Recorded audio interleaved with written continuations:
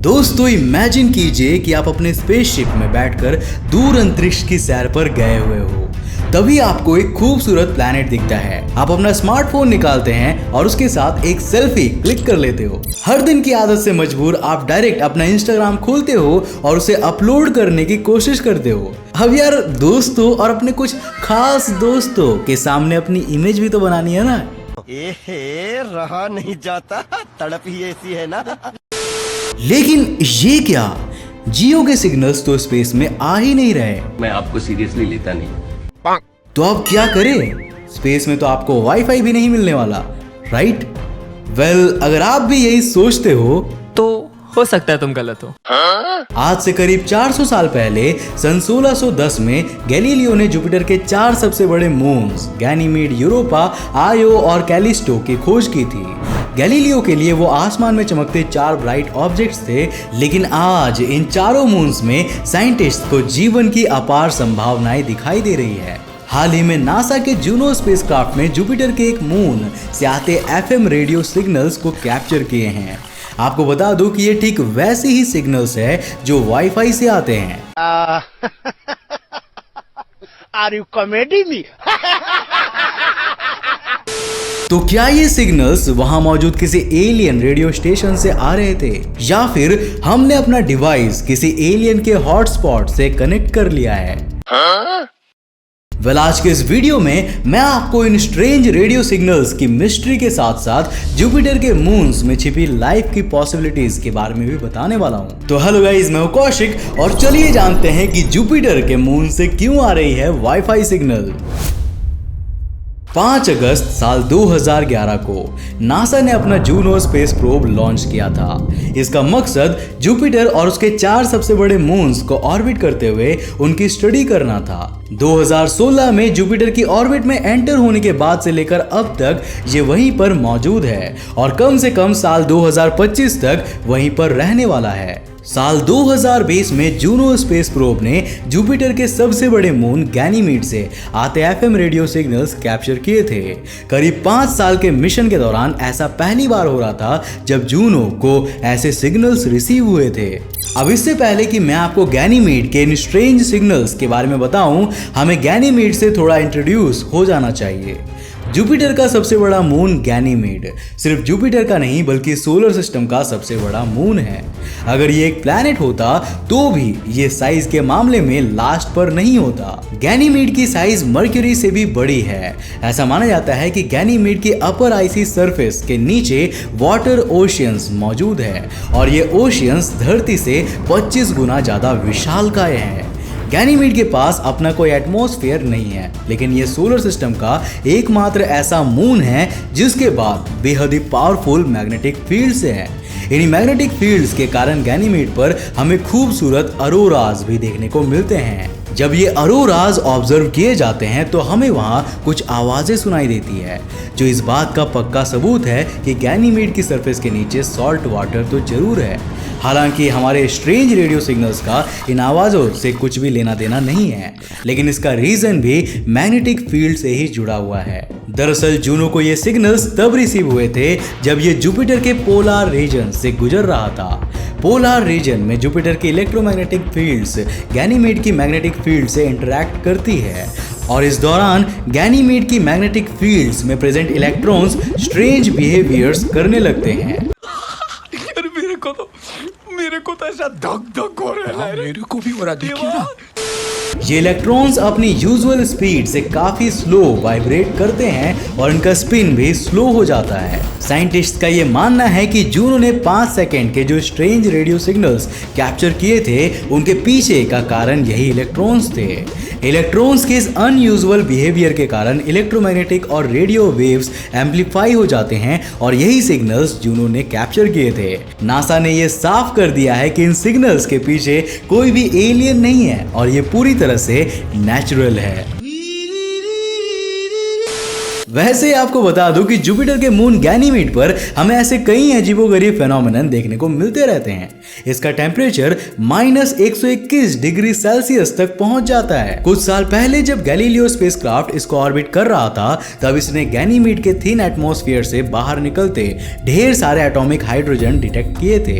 अगर हमें atomic hydrogen Ganymede पर इसी तरह फ्री फॉर्म में मिलती है, तो इसका मतलब है कि वो किन्हीं एटम से जरूर अलग हुई होंगी। एटॉमिक हाइड्रोजन सबसे लाइटेस्ट एलिमेंट होता है और साइंटिस्ट मानते हैं कि ये पक्के तौर पर वहां मौजूद एटॉमिक ऑक्सीजन से ही अलग हुए हैं। एक एस्टिमेट के अनुसार गैनीमीड पर धरती से भी ज्यादा ऑक्सीजन मौजूद हो सकती है। मतलब यहाँ वो सारी चीजें हैं जो इसे हमारी फ्यूचर होम का पॉसिबल कैंडिडेट बना सकती है।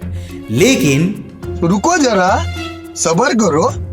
जब बात जुपिटर के मून्स की आती है, तो गैनीमीड ही एकमात्र ऐसी जगह नहीं है जो लाइफ के लिए सुइटेबल मानी जाती है। जुपिटर का मून यूरोपा हमारे फ्यूचर होम के लिए इससे भी कई गुना बेटर कैंडिडेट है। हर विवेक ओबरॉय के लिए एक सलमान खान जरूर होता है।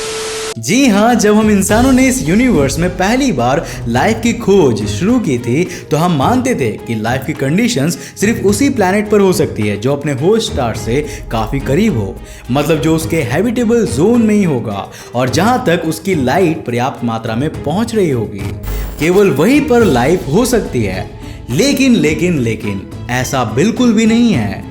धरती के ओशियंस में भी बहुत गहराई पर लाइट नहीं पहुंच पाती, लेकिन वहां मौजूद हाइड्रोथर्मल वेंट्स में जीवन के सबूत मिलते हैं। आपको बता दो कि हाइड्रोथर्मल वेंट्स धरती की टेक्टोनिक प्लेट्स के बीच मौजूद ऐसे एरियाज होते हैं जहां पर वोल्केनिक लावा निकलने के कारण पानी का टेम्परेचर बहुत हाई हो जाता है। 1990 के दशक में जब गैलीलियो स्पेसक्राफ्ट यूरोपा के पास से गुजरा था, तब इसने वहां की आइसी सरफेस के नीचे विशालकाय ओशियन होने की जानकारी दी थी। हो सकता है कि इन डीप ओशियन में भी ऐसे हाइड्रोथर्मल वेंट्स मौजूद हो और वहां पर ज्यादा नहीं तो कम से कम माइक्रोबाइल लाइफ तो एग्जिस्ट कर ही रही हो। अब चूंकि यूरोपा जुपिटर के काफी करीब ऑर्बिट करता है, तो इस पर जुपिटर के टाइडल फोर्सेस भी लगातार एक्ट करती रहती है। इनके कारण यूरोपा की कोर हीट जनरेट करती है और यहाँ मौजूद पानी कभी भी कंप्लीटली फ्रीज नहीं होता। साल 2014 से 2016 के बीच नासा के हबल स्पेस टेलीस्कोप ने यूरोपा के साउथ पोल के सरफेस से करीब 100 किलोमीटर ऊपर तक फाउंटेन के फॉर्म में उछलते वाटर वेपर को देखा था। नासा का प्लान है कि वो साल 2024 तक यूरोपा पर यूरोपा क्लिपर नाम का एक मिशन भेजेंगे। ये मिशन अपने साथ कुछ हाईटेक इंस्ट्रूमेंट्स लेकर जाएगा और यूरोपा को ऑर्बिट करते हुए वहां पर लाइफ की कंडीशंस का जायजा लेगा। अब यूरोपा पर हमें क्या क्या मिलेगा, ये तो केवल वक्त ही बताएगा। फिलहाल के लिए हम अपनी जर्नी को आगे बढ़ाते हैं और चलते हैं जुपिटर के दूसरे बड़े मून कैलिस्टो पर।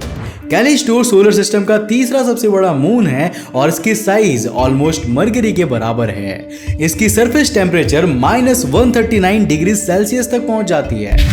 जब आप इसकी सरफेस को देखोगे तो यहाँ इतने क्रेटर्स मौजूद है जितने आपको सोलर सिस्टम के किसी दूसरे ऑब्जेक्ट में देखने को नहीं मिलने वाले। अगर किसी ऑब्जेक्ट की सरफेस पर ज्यादा क्रेटर्स होते हैं तो ऐसा माना जाता है कि वहां पर जियोलॉजिकल प्रोसेसेस रुक गई होंगी और वो ऑब्जेक्ट डेड हो गया होगा।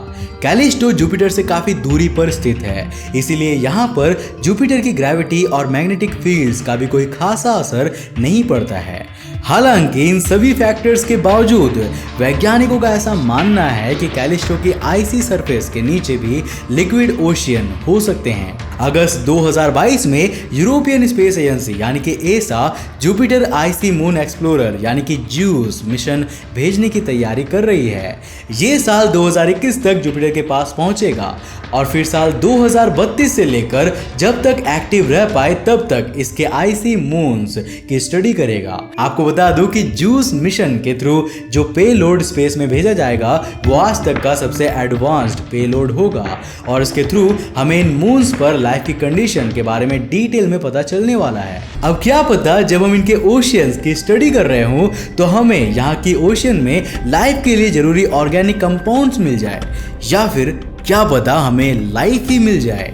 आने वाले फ्यूचर में ऐसे कई स्पेस मिशंस लॉन्च होने वाले हैं जो सोलर सिस्टम के अलग अलग कोनों में जाकर लाइफ की खोज करेंगे।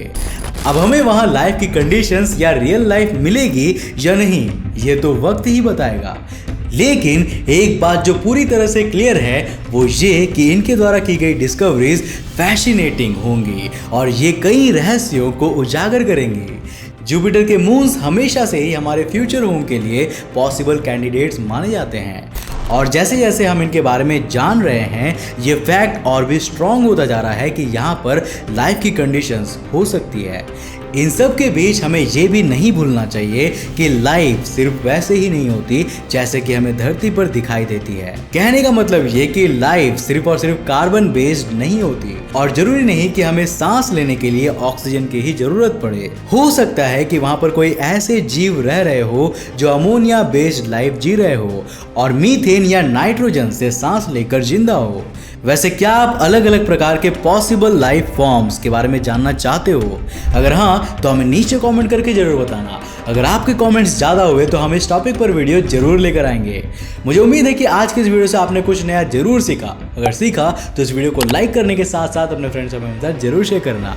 अगर आप नए हो इस चैनल पर तो इंटरेस्टिंग वीडियोस के लिए इस चैनल को सब्सक्राइब करने के साथ साथ नोटिफिकेशन बेल को ऑन कर देना ताकि आप देख सको हमारे वीडियो सबसे पहले। तब तक के लिए बाय, जय हिंद।